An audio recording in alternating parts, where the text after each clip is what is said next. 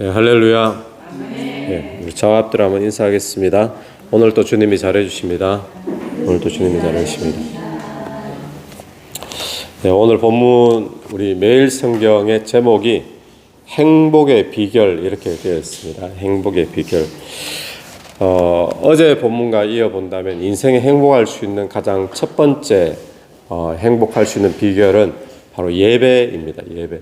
하나님과의 관계, 이 예배가 바로 서지 않으면 인생은 무엇을 해도 어떤 성취를 해도 결국 만족이 없고 불행할 수밖에 없는 것이죠. 오늘 이제 두 번째 행복의 비결은 무엇인가 했을 때 사람들이 흔히 불행하다고 생각하는 것은 남들보다 돈이 없기 때문에 남들보다 가난하기 때문에 이제 불행하다라고 현대 사회에 많은 사람들이 그런 생각을 하죠.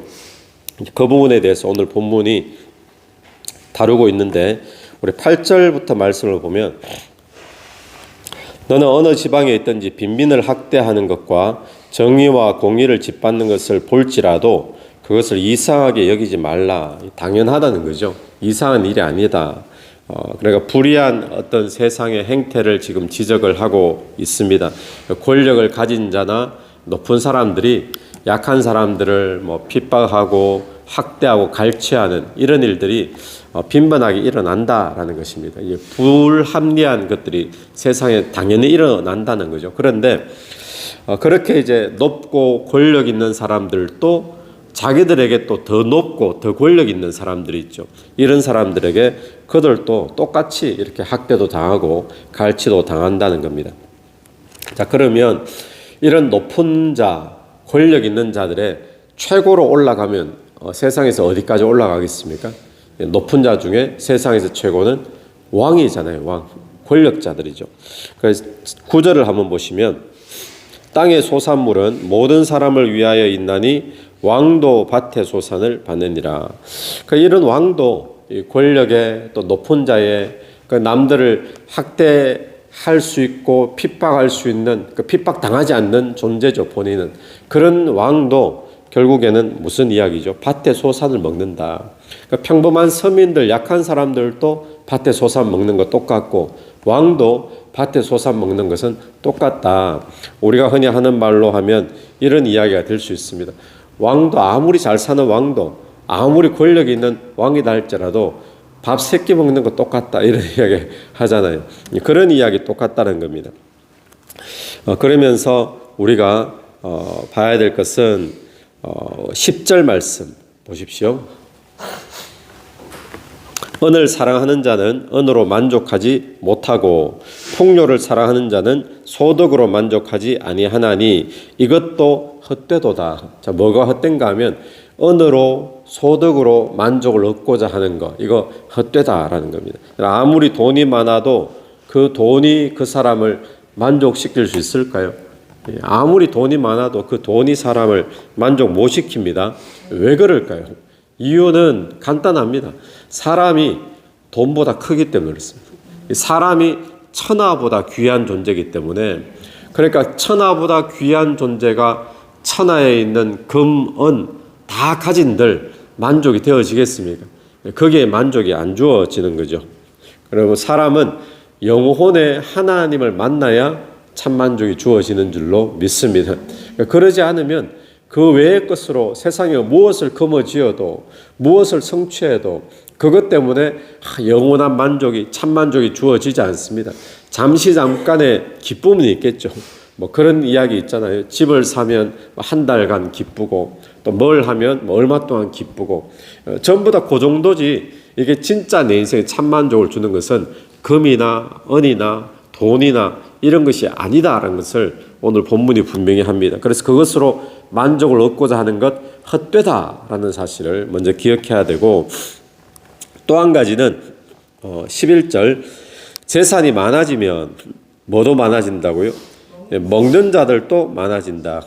재산이 많아지면 거기에 먹는 자들 몇 가지 해석할 수 있는 것이 비용도 많이 나간다 이렇게도 볼 수 있고, 또 재산을 관리하려고 하다 보니까 또 그 관리하는 데 드는 사람들도 많이 생겨서 비용이 많이 나간다. 그래도 보고, 또 한 가지는 재산이 많아지면 그걸 이제 빼앗으려고 사기치려고 뭐 그렇게 하는 사람들도 많아진다. 이렇게 볼 수 있겠죠. 그리고 또 한 가지는 12절 보십시오. 노동자는 먹는 것이 많든지 적든지 잠을 달게 자거니와 부자는 그 부유함 때문에 자지 못하느니라. 노동자는 하루 벌어서 하루 먹고 사는 그런 사람들은 그냥 거기에서 만족하고 잡니다. 그런데 돈이 많은 사람은 왜 잠을 자지 못할까요? 걱정이 많아서 그런 거예요. 어떻게 하면 이 돈이 내가 잘 관리할 수 있을까? 빼앗기지 않을까? 뭐 이런 걱정들이 많아지니까 잠을 못 잔다. 재산이 많은 사람들이 가지는 그런 폐해에 대해 가지고 지금 이야기를 하는 겁니다. 그리고는 13절 내가 해 아래서 큰 폐단이 되는 일을 보았나니 폐단, 해 아래 큰 폐단 곧 소유주가 재물을 자기에게 해가 되도록 소유하는 것이니라. 자기에게 해가 되도록 소유하는 것 이거 해 아래 큰 폐단이다. 그러니까 어떤 것일까요? 14절 첫 번째는 그 재물이 재난당할 때 없어지나니 비록 아들을 낳았으나 그 손에 아무것도 없느니라. 첫 번째는 뭔가 하면 모은 재산 못 지킨다는 거예요. 열심히 모으고 피땀 흘려가지고 모았는데 그 모은 재산 못 지킨다는 것이 해 아래의 큰 폐단이다 라고 이야기합니다. 왜 못 지키죠? 14절에 보니까 재난 당할 때 갑작스러운 재난을 당할 때 재산 다 날아갈 때 있잖아요. 그렇게 못 지키는 것. 두 번째는 15절 보시면 그가 모태에서 벌거벗고 나왔은즉 그가 나온 대로 돌아가고 수고하여 얻은 것을 아무것도 자기 손에 가지고 못하리니 이것도 큰 불행이라. 그러니까 자기가 태어날 때 빈손이었듯이 이 땅에서 어떤 것을 이루었다 할지라도 결국 빈손으로 돌아간다는 이 두 가지를 지적을 하는데, 그러기 때문에 16절 우리 같이 한번 읽어보겠습니다. 시작. 이것도 큰 불행이라 어떻게 왔든지 그대로 가리니 바람을 잡는 수고가 그에게 무엇이 유익하라. 자, 그러니까 그런 부를 위해 가지고 돈을 위해서 어떤 재산을 축적하는 걸 위해 사는 것은 다 뭐하는 것이라고요? 이것도 큰 불행이라. 불행이고 부질없는 짓이고 또 바람 잡는 수고가 그에게 무엇이 유익하랴. 바람 잡는 것처럼 허무하다라는 것을 우리에게 분명히 말해주고 있습니다. 여러분, 우리가 기억해야 될 것은 그렇기 때문에 부를 쌓기 위한 삶이 되지 않기를 바랍니다. 부를 쌓는데 너무 욕심내거나 집착하는 인생이 되어지면 그것도 큰 불행이라. 바람 잡는 것처럼 허무할 뿐이다 라고 분명히 이야기를 하고 있습니다. 그런데 거기에 저와 여러분이 인생을 걸면 결국에는 나중에 허무한 인생이 될 수밖에 없는 거죠. 여러분, 디모데후서에서는 이런 표현이 있습니다. 신약에 디모데후서 6장 9절에 보면 부하려 하는 자들은 시험과 올무와 여러 가지 어리석고 해로운 정욕에 떨어지나니. 디모데전서 6장 9절. 부하려 하는 자들은 여기 뭐죠? 어느 정도의 부를 우리가 가지고자 하는 것은 인간의 본능적인 모습이잖아요. 소유에 대한. 그런데 여기에 내 인생이 집착되어지고 욕심이 과해지고 이것이 나의 인생의 목적이 되어지고 그러면 결국에는 시험과 올무와 또 해로운 정욕이 끊임없이 내게 계속 일어날 수밖에 없다는 것을 이야기합니다. 결국에는 나중에 되면 다 놓고 갈 것, 허무한 인생이 될 수밖에 없다라고 오늘 이 전도자가 우리에게 충고를 하고 있는 거죠. 여러분, 물질주의 시대를 살고 있는 저와 여러분이 오늘 여기에 대해서 다시 한 번 더 나의 물질관, 나의 어떤 재산관이 괜찮은가? 내가 여기에 내 인생을 걸고 여기에 내가 인생의 목적을 삼고 그렇게 달려가고 있지 않은가? 우리가 한번 돌아보는 시간이 되기를 간절히 바랍니다. 그래서 예수님은 이런 말씀하셨어요. 너희 재물을 세상에다 쌓지 말고 어디 쌓으라고요? 하늘에다 쌓아라 이야기했죠. 그러니까 우리가 지금 가치관이 세상의 물질적인 가치관을 가지고 있으면 이 세상만 전부인 것처럼 보이잖아요. 그러니까 여기에 모든 것을 투자하고 여기에서 뭔가를 성패를 보려고 합니다. 그런데 우리는 이 땅만 사는 존재가 아니라 영원한 하나님 나라를 사는 존재인데 그 나라를 위해서 우리가 물질도 사용하고 그 나라를 위해서 우리가 재물을 그 나라에다 축적하는 그런 삶을 살아라라고 예수님이 분명히 하고 있죠. 그런 삶은 헛되지 않는 줄로 믿습니다. 이 땅에 쌓아두면 결국 여기 뭐 공수의 공수가 이 말이나 성경에서도 오늘 전도자의 말도 빈손으로 왔으니 빈손으로 가는데, 그런데 재산 모은다고 인생을 막 열심히 그렇게 했던 것, 이거 얼마나 허무하냐. 오늘 우리에게 주는 충고를 믿음으로 잘 받을 수 있게 되기를 간절히 바랍니다. 자, 그러면 우리가 뭘 해야 될 것인가? 18절부터 전도자가 소개하는 하나의 제안이 있습니다. 사람이 하나님께서 그에게 주신 바 일평생에 먹고 마시며 해 아래 사는 모든 수고 중에서 낙을 보는 것이 뭐라고요? 선하고 아름다움을 내가 보았나니 그것이 그의 몫이로다. 이 땅에서 열심히 수고하고 일하고 그리고 거기에서 본인이 받은 것 가지고 인생의 낙을 누리는 것이 뭐라고요? 선하고 아름답다라고 이야기했어요.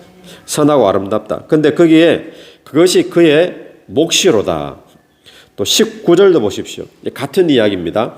또한 어떤 사람에게든지 하나님이 재물과 부요를 그에게 주사 능히 누리게 하시며, 그 다음 뭐죠? 제 몫을 받아. 여러분, 우리가 분복이 있다는 거예요. 하나님이 어떤 사람에게는 재물에 대한, 물질에 대한 은사를 주셔서 돈을 잘 버는 것도 사실 은사거든요. 그런 분복이 있는 사람도 있는가 하면, 어떤 사람은 아무리 예수를 열심히 믿는다 할지라도 늘 그냥 고만고만하게, 때로는 가난하게 그렇게 사는 것도 본인의 분복이라는 겁니다. 그런데 선하고 아름다운 것은 어떤 것이냐? 또 19절 마지막을 보십시오. 제 몫을 받아 수고함으로 즐거워하게 하신 것이 하나님의 선물이라. 그러니까 18절에서는 선하고 아름다운 것, 19절에서는 하나님의 선물. 이게 뭐냐 하면 각자 사람마다 제 분복이 있는데, 물질에 대해서 제 몫이 있는데 거기에 대해서 그걸 감사하고 그 수고 안에서 즐기고 낙을 누리는 것, 그것이 선하고 아름답고 하나님의 선물인데, 과하게 욕심을 부려서 만족하지 못하고 남과 비교하면서 더 돈을 많이 채우려고 하는, 이렇게 살아가면 결국에는 허무한 인생이 될 수밖에 없다라고 우리에게 이야기를 하고 있습니다. 돈 버는 것도 은사거든요. 그 은사는 뭐 하라고 주신 거죠? 주의 나라 위에 사용하라고 주신 거죠. 그러니까 은사는 잘 사용해야 됩니다. 그래, 이런 거죠. 이럴 때 좀 쓰라. 하나님이 지금 그렇게 돈을 주신 거예요. 이럴 때 좀 쓰라. 여러 가지 상황들이 있겠죠. 그래서 우리가 은사, 돈 많은 사람 부러워하는 것이 중요한 것이 아니고, 우리에게 중요한 것은 각자의 분복이 있는데 그 수고와 열심 가운데 자기의 몫을 즐기는 것, 그것이 하나님 앞에 선물이요, 그렇게 사는 삶이 되기를 간절히 바랍니다. 기도드리겠습니다. 하나님 아버지, 오늘 감사합니다.